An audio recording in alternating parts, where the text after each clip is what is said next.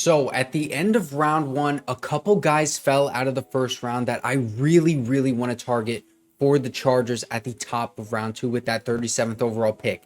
And there's a lot of guys that fell out of this first round, so much so that one of these guys is definitely going to be there no matter what. So first of all, let's talk about the interior offensive linemen. First, Jackson Powers-Johnson, the center from Oregon. Bring him back. Let's have Justin Herbert, the quarterback from Oregon, and Jackson Powers-Johnson, the center from Oregon. It would be a perfect pairing, but also Jackson Powers-Johnson would be a great scheme fit for us. He's great in zone and gap blocking schemes. He's a nasty center. He played really well at the Senior Bowl. That's actually where he really started to rise up draft boards. The concern with him is a little bit of the injuries. He had some hamstring problems at the Senior Bowl as well. It's why he didn't actually play for the remainder of the practices, I think, later on in the week. So there are some injury concerns there. The other center that fell out of the first round that a lot of people were kind of expecting this guy to fall out of the first, but he's still a very good piece to have, and I wouldn't be mad to pick him at 37. Zach Frazier from West Virginia. He's got great core strength. This is exactly what you want in a center as well. I don't think you can go wrong with either one of these picks. And listen, bro, I know we just picked Joe Alt. I know. I was there. I even made a video about it. I was live streaming. We have our right tackle of the future. We have our left tackle of the future. What do we need to finish this offensive line? We need a center.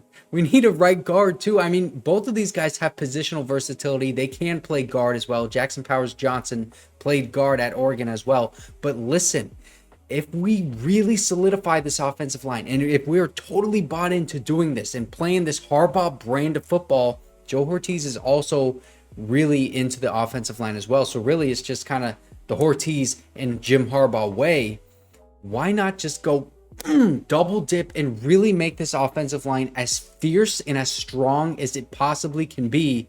If Jackson Powers-Johnson or Zach Frazier are there at pick 37, I'm really tempted to do it because, heck, why not? We already took Joe Alt. I made a video that said that was my nightmare scenario like 2 days before the draft.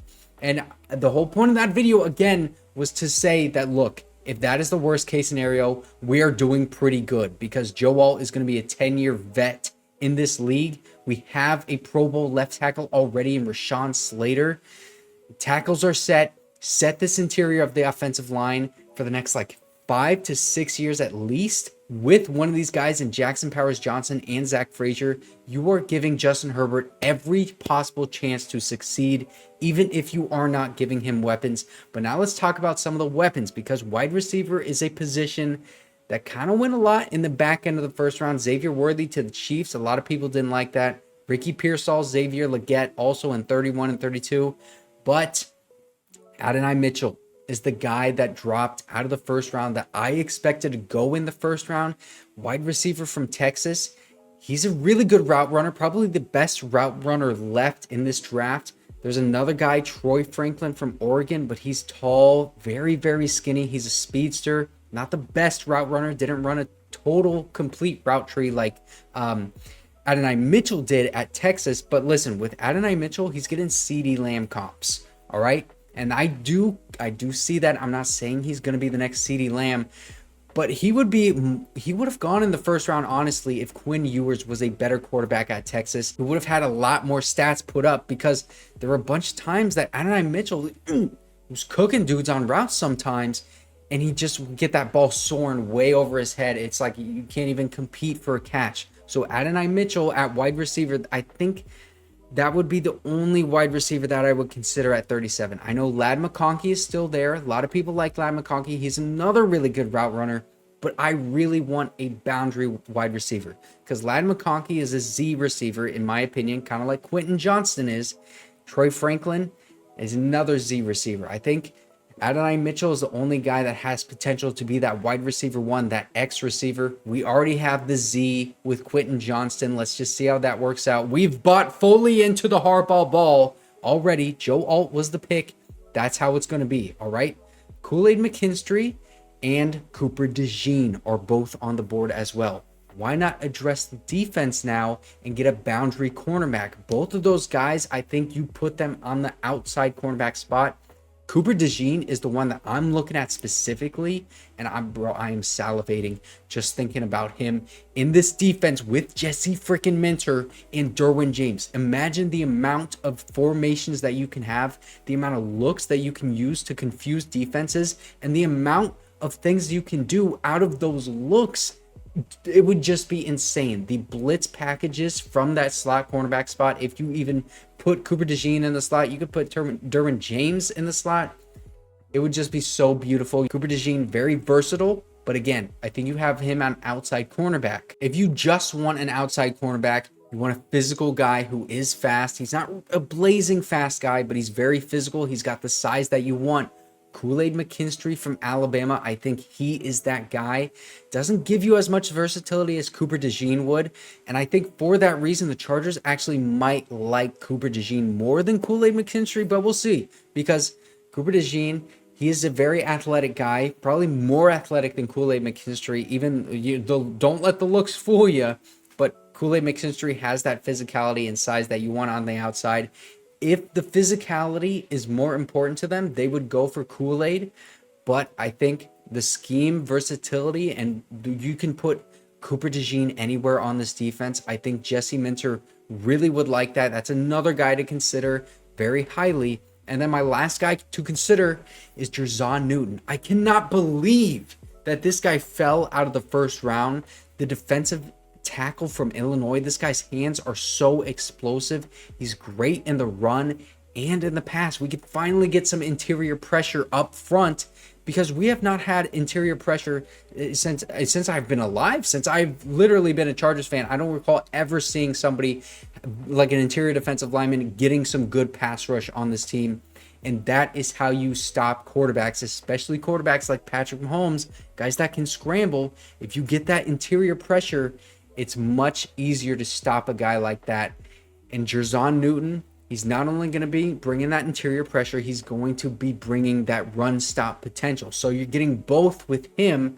I don't know why he fell out of the first round. There are no real injury concerns. There's no big flaws in his game. When he wins reps much cleaner than a guy like Byron Murphy. And Byron Murphy went in the top end of the first round. Even Darius Robinson went before Jer'Zhan Newton, and he's a big defensive lineman as well. I don't know why he fell, but this would be a really good value pick. And look at the position that we're in, because now I'm doing this PFF mock simulator. Kool-Aid McKinstry's gone. Adonai Mitchell, Cooper DeJean were the three guys that we're talking about. Kingsley Suamataia went to the Commanders. We have our tackle, so we are not in any need of a tackle, but we have Jackson Powers-Johnson, Jer'Zhan Newton, Ladd McConkey, Zach Frazier, a ton of good players. We can hit on wide receiver later, like Roman Wilson in the third round, Brendan Rice in the third round even. I think if it's between Jer'Zhan Newton or Jackson Powers-Johnson, bro, Jer'Zhan Newton is really tempting to me, but I'm going to take Jackson Powers-Johnson, see what we can do in the third. I'll do another mock draft later on. But in the third round, Ruka Rororo is here for interior defensive line help. Brandon Dorless. Andrew Phillips, I think, is really great value. Junior Colson as well. There are just so many ways that this can go down, and I'm loving every single one of them. For the sake of this mock draft, let's take our outside cornerback because, my gosh, we are in desperate need of that. So, with this mock draft right here, we got Jackson Powers-Johnson, Joe Alt, and then Andrew Phillips to have on the boundary corner. Now let's do another one where we address a different position and see what is there in the third round. Okay, so now this time Jer'Zhan Newton went instead of Kool-Aid McKinstry. Zach Frazier went again above Jackson Powers-Johnson. Cooper DeJean is still not here. I don't think Cooper DeJean is going to make it. Even some team is probably going to trade up into these few spots before us to take him. Let's take Kool-Aid McKinstry, the best cornerback on the board, and then see who's there in the third round. Blake Corum, oh my gosh. There has been a report that Blake Corum is going to be a target for the Chargers on day 2. We could dip on linebacker right here. We already got our cornerback with Kool-Aid McKinstry. Ruka Rororo, he's got a lot of potential. He's got all the physical tools that you want. We would need to develop him. I would rather go for a sure thing. Javon Baker. We could hit on receiver or Edgerrin Cooper. Let's go for the receiver here because I know everyone is screaming at me right now through the screen to go for a receiver, I think Javon Baker over Devontae Walker, just because that Senior Bowl was a little bit concerning for me. I'm not going to go Johnny Wilson, even though the size is really nice. I really want a guy that can catch balls consistently. So with this mock draft, and we're just going to do one more.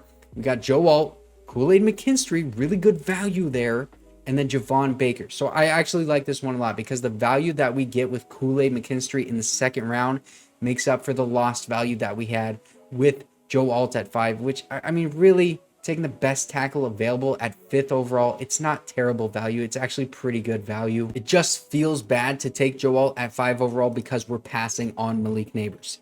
And now look at this.